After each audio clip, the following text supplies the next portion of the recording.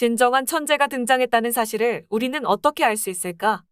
바로 뒤이어 그를 파멸시키기 위한 어리석은 자들의 음모가 벌어진다는 사실을 통해 알 수 있다. 그는 유일신이 지배하는 세상에서 태어났다. 그 때문에 모든 이로부터 왕따당하고 온 세상이 적이었지만 그는 46세로 죽을 때까지 무신론자로 자칭하지 않았다. 유대인 이외의 다른 민족은 염두에도 두지 않았던 갈릴리 출신의 예수는 스스로를 메시아로 자칭하지 않았다.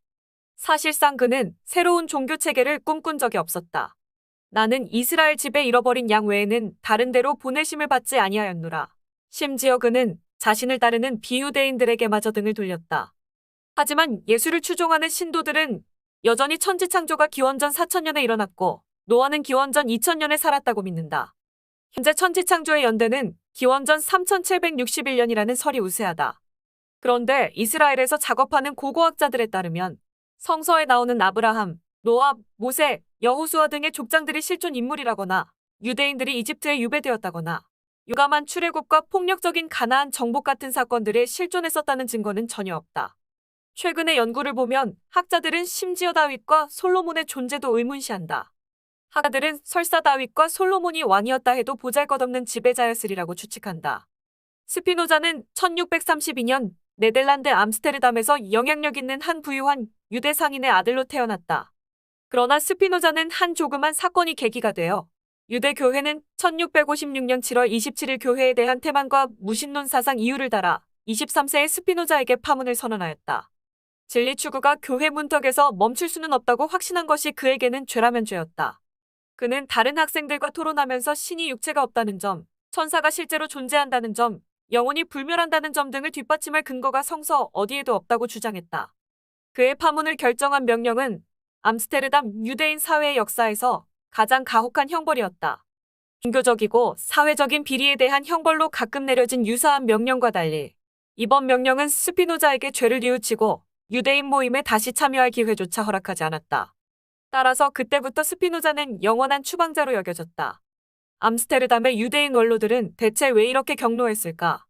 스피노자는 성서의 인격신을 인정하지 않았다.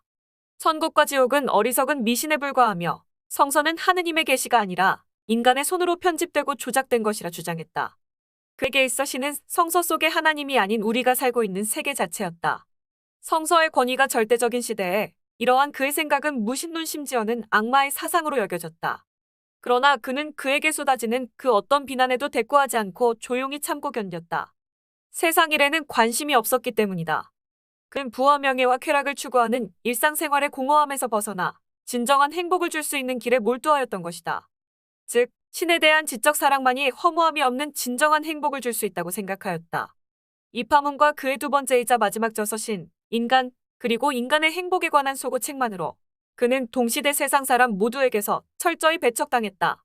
그 당시 유대인은 관리가 될 수 없었으므로 유대인 사회에서 파문당해 쫓겨난다는 것은 곧 생계 수단을 잃는 것을 의미하였다. 아무도 파문당한 사람과 거래하지 않을 것이기 때문이다.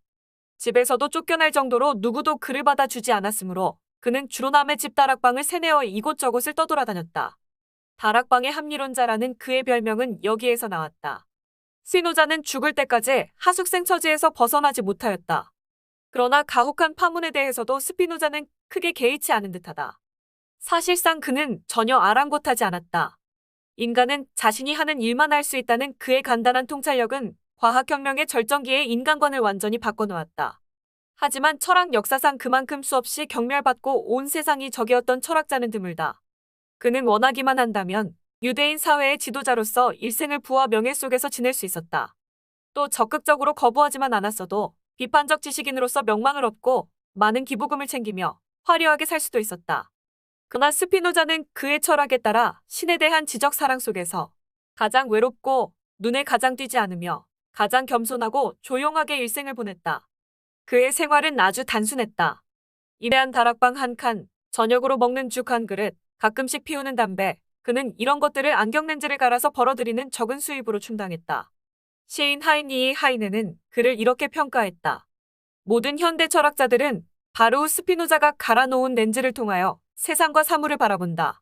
사실 그의 생활에는 비난할 만한 점이 거의 없었다. 그럼에도 사람들은 어떻게 해서든 그를 비난하려고 혈안이 되었다. 때로 어떤 이들은 스피노자를 충분히 비난하지 않았다는 이유만으로도 비판받았다. 심지어 주로 밤에 책을 쓰는 작업 습관을 가리켜 암흑의 작품을 쓰고 있다고 빈정거릴 정도였다. 그러나 그는 여전히 침묵하였고 그 침묵 때문에 사람들은 더더욱 그에 대한 비난의 강도를 높였다. 그는 성실하고 품위 있고 친절한 사람이었지만 거의 모든 사람한테 심지어 죽어서도 공격당했다. 주요 저작인 윤리학은 그의 생전에 출판되지 못했고 신학정치론 과정치론 또한 당시 사람들에게 그리 큰 영향을 미치지는 못했다. 스피노자는 이렇게 주장했다. 신은 오래전에 우주, 지구, 인간을 창조한 것이 아니다. 이러한 창조 행위는 창조하는 자와 창조되는 자의 이원성을 함축하는 것으로 신이 어느 한때 불완전한 존재였음을 주장하는 것이다. 그럴 수가 없다.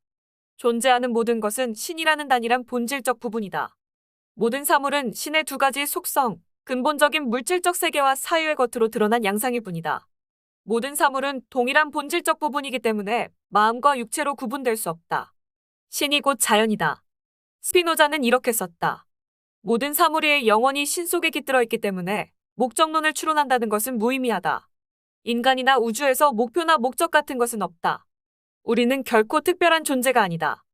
인간의 심리는 전적으로 자기 이익과 자기 보존에 매달려 있고 늘 변하는 욕망, 쾌락, 고통의 조합에 복속되어 있다.